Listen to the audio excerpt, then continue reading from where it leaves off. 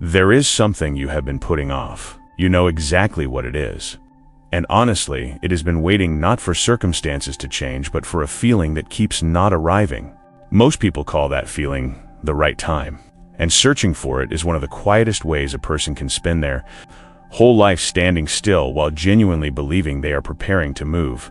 Here is what is actually happening when you wait. You are not being patient. You are not being strategic. You are negotiating with fear using the language of logic. And fear is very good at sounding reasonable when it wants you to stay exactly where you are. Epictetus taught that people are disturbed not by things, but by their judgments about them. The judgment that now is not the right time is almost never based on actual conditions. It is based on not wanting to risk being wrong about something that matters to you. And that feeling will not go away by waiting longer. Readiness is not something that builds while you sit still. It builds through action. The confidence you're waiting to feel before you start is actually made by starting without it. That is not a motivational line. That is how it works. Think about anyone you genuinely admire who built something real. A business, a skill, a creative body of work. Not one of them started at the perfect time. Every single one of them started at an imperfect time with incomplete resources and built momentum from exactly where they were. Marcus Aurelius wrote that you have power over your mind, not outside events. The perfect time is an external condition. Your decision to move is an internal one. You have been handing an internal decision to an external condition that is never going to meet your standard, because the bar keeps shifting. When the money's not there, you wait for money. When it arrives, the timing suddenly feels off. When timing improves, you realize you need more confidence. The standard is not fixed. It is designed by your own fear to stay just out of reach permanently. Psychologists call this self-protection. When you never fully commit, you never fully fail either. Waiting gives you a permanent exit. You can always say the time was never quite right. That protects the ego, but it costs you the actual life you could have been building this whole time. And the cost is real. Not abstract or philosophical, but genuinely real in your day-to-day life. Every month spent waiting is a month of compounding that simply does not happen. Skills not built. Relationships not started. Opportunities with expiry dates you did not know about until they had already quietly passed. Seneca wrote that while we are postponing, life speeds by. He wrote that almost 2,000 years ago to a specific person about a specific situation. It has not stopped being completely true for a single generation since then. The cost is always personal, and it is always compounding whether you are watching it or not. The version of your life you keep imagining does not begin with a perfect moment. It begins with one imperfect decision made before the conditions are ideal. That is the truth nobody says clearly enough, and that almost everyone eventually discovers too late to do as much with it as they could have. One imperfect decision before you feel ready. Everything you picture as the outcome of perfect timing is the downstream result of someone who got tired of waiting and decided to find out what would actually happen if they just began. The beginning is always messy. The beginning is also always what starts everything. Aristotle said that the things we have to learn before we can do them, we learn by doing them. Not by planning under better conditions, not by reading about them from a safe distance. By actually doing them badly at first and improving through the genuine experience of doing them. Modern psychology confirms this completely. There is something called the action-confidence loop. Confidence does not reliably come before action. In most cases, it follows action. Small steps taken before you feel ready generate evidence that builds real confidence. That confidence then enables the next step and the one after that. Most people have the sequence backwards, waiting for confidence to arrive before they act. And confidence is waiting for action to arrive before it has something to build on. Nothing moves because both sides of the equation are waiting on the other side to go first, and neither ever does. You have to break that loop. The only side you can actually break is yours. You cannot force confidence to show up on demand. But you can take one small step right now regardless of whether it has arrived. That one step is what starts the whole thing moving. In physics, an object at rest stays at rest and an object in motion stays in motion. The longer you stay still, the harder movement becomes. Not because your circumstances necessarily get worse, but because stillness becomes its own kind of familiar. And familiar always feels safer than moving towards something you actually want. The Japanese concept of kaizen is built entirely on this insight.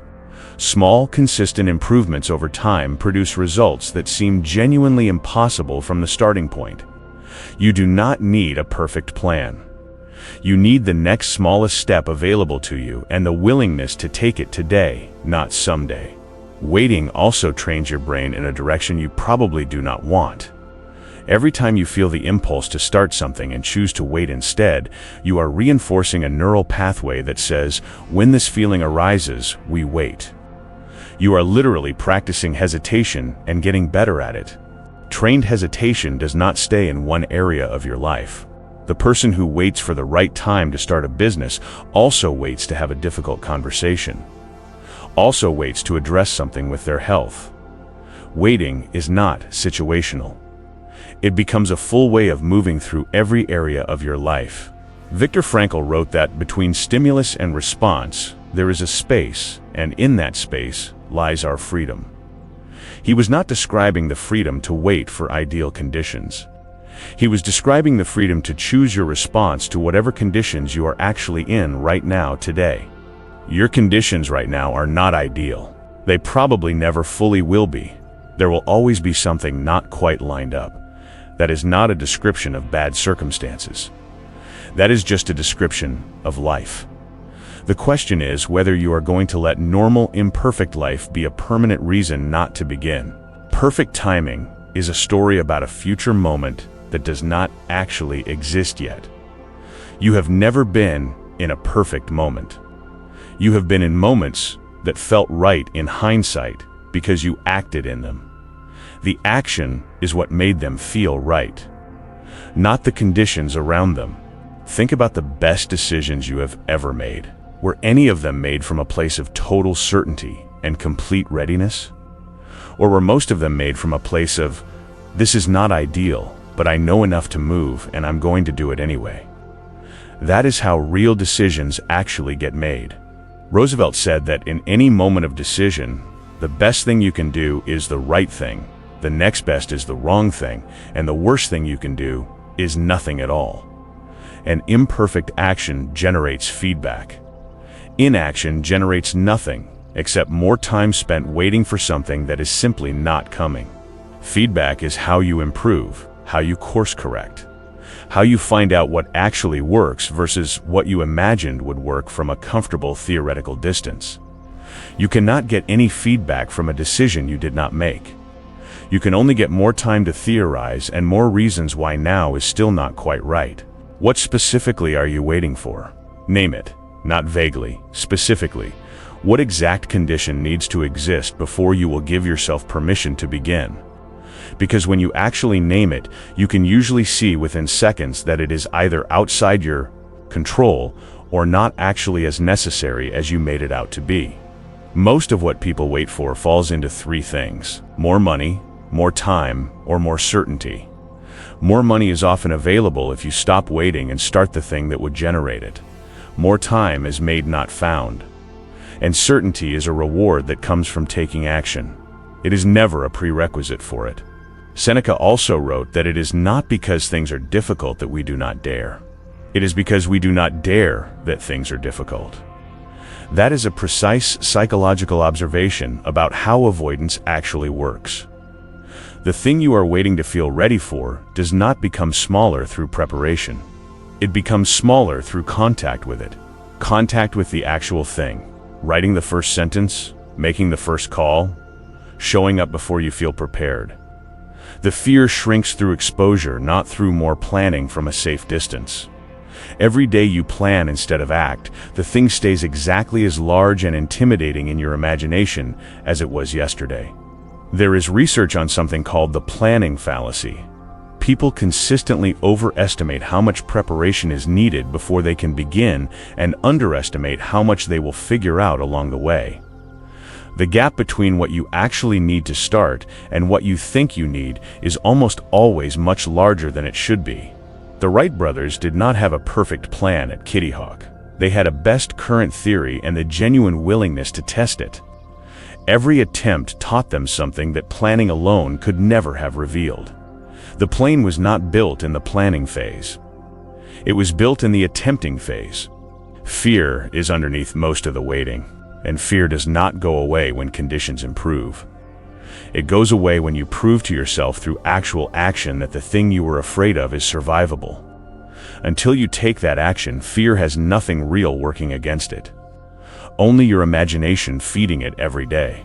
Your imagination without real experience will almost always make the risk larger than it actually is. The brain cannot meaningfully distinguish between a physical threat and the social discomfort of starting something that might not work. It triggers the same protective response. You have to override that with a deliberate, conscious decision to begin. William James wrote that the greatest weapon against stress is the ability to choose one thought over another. You can choose the thought that conditions are not right yet, or you can choose the thought that you know enough to take the next step right now. Both are genuinely available to you in this moment. The people you watch moving forward confidently are not doing so because they feel no fear. They have built a working relationship with fear that you can also develop. They have practiced starting before feeling fully ready enough times that the discomfort no longer stops them the way it used to stop them before. Every time you act before you feel completely ready, you're building real evidence against the story that readiness must come first. You are showing your own nervous system that the discomfort of starting is temporary and manageable. Over time, that accumulated evidence turns into a version of yourself that waits far less. Sometimes the waiting is not fear at all. Sometimes it is perfectionism, the desire to start only when you can do it right, to launch only when everything is ready. Perfectionism feels like a high standard, but it operates exactly like fear in practice. It keeps you from beginning just as effectively.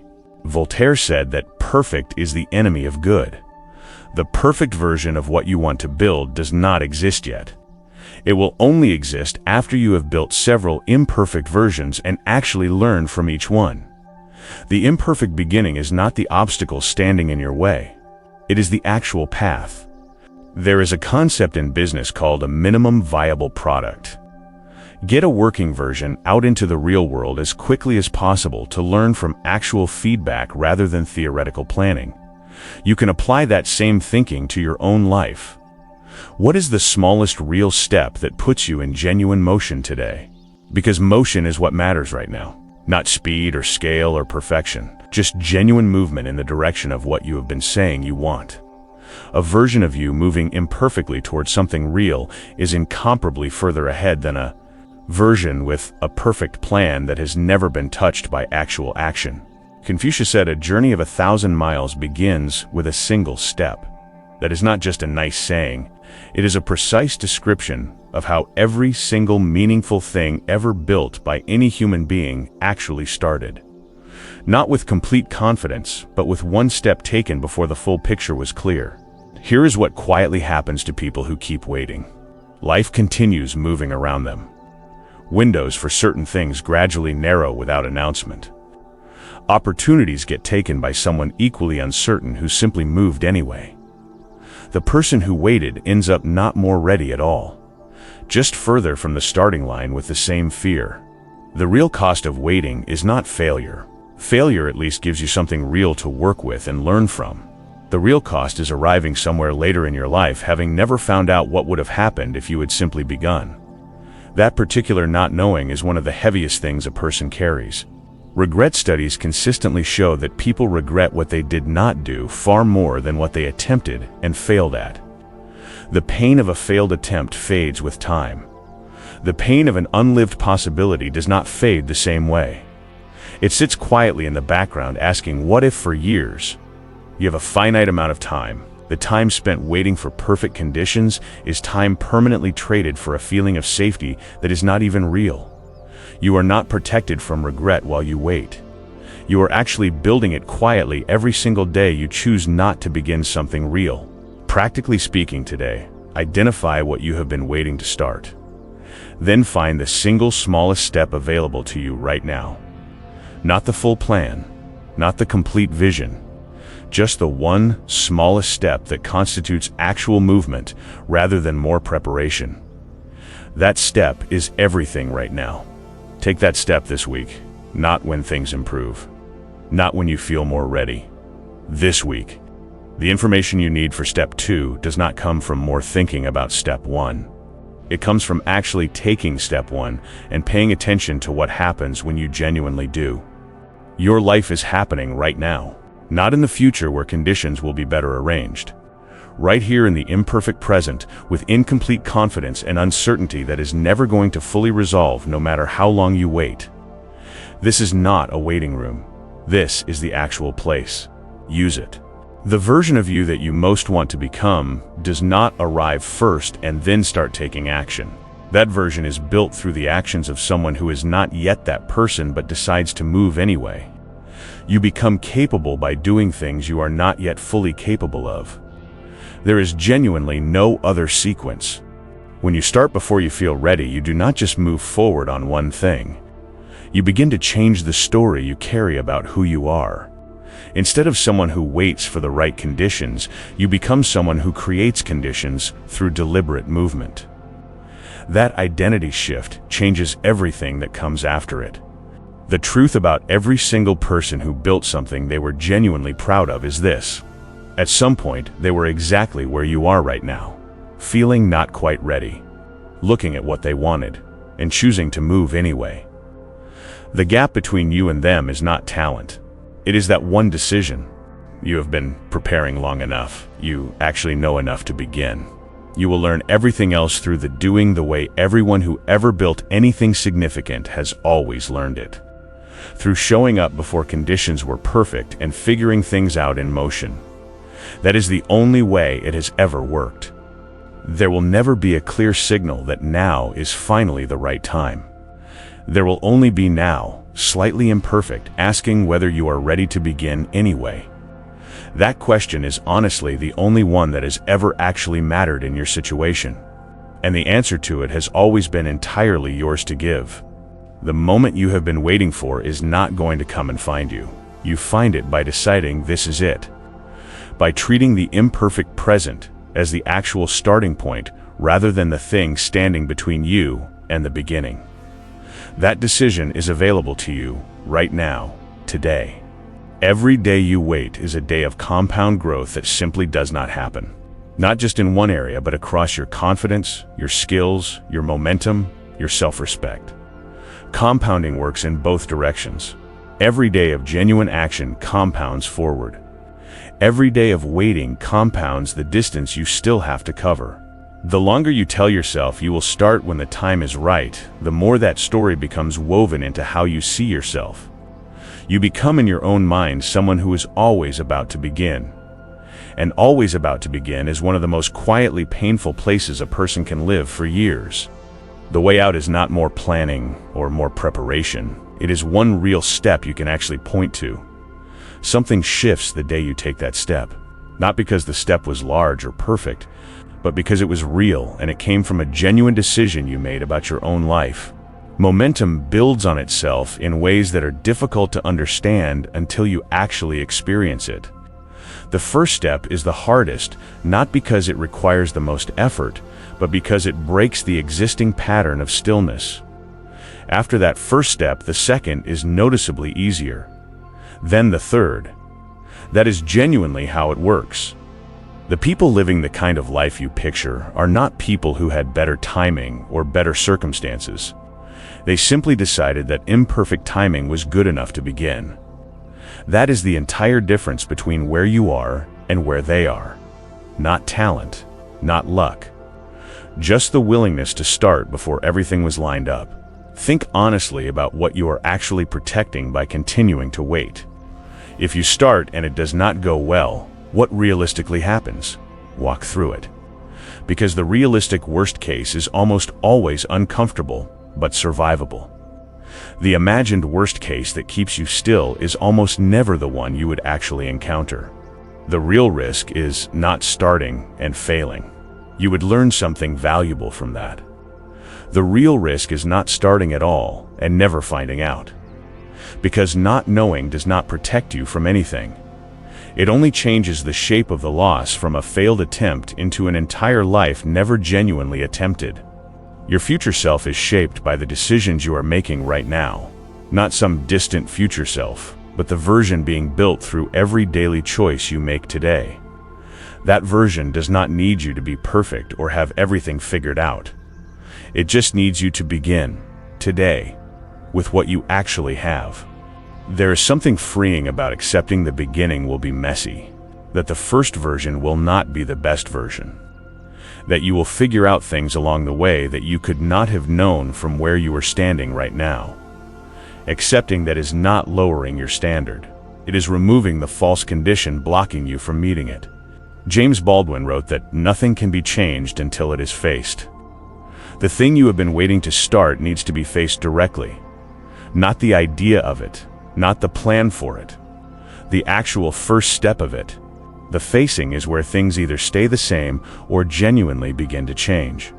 You are going to look back on this period of your life one day with a clarity that is completely impossible to have from inside it.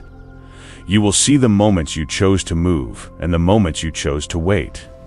You will not remember the waiting with satisfaction. You will only ever be grateful for the moments you actually began.